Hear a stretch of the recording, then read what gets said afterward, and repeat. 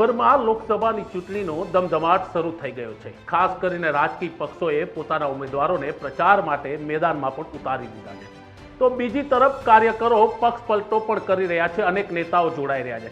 ભાજપમાં તો કાયદેસરનો ભરતી મેળો ચાલી રહ્યો છે।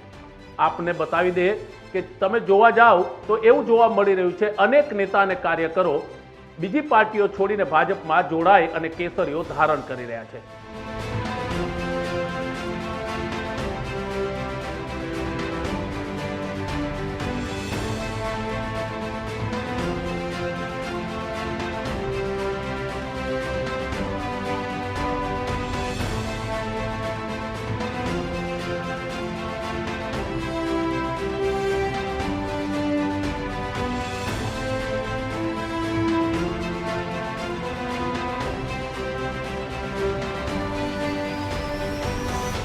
રાજ્યના સૌથી મહત્વનો જિલ્લો અમરેલી જિલ્લામાં મોડી રાત્રે લાઠી નજીક ખાનગી પાર્ટી પ્લોટમાં ગત વિધાનસભા ચૂંટણીમાં ભાજપ અને કોંગ્રેસની સામે લડી ચૂકેલા આમ આદમી પાર્ટીના અગ્રણી જયસુખ દેત્રોજા, બાબરા નગરપાલિકા કોંગ્રેસના 2 સભ્યો સહિત 100 થી વધુ કાર્યકરોએ આમ આદમી પાર્ટી અને કોંગ્રેસ પક્ષને રામ રામ કરી ભાજપમાં જોડાયા હતા।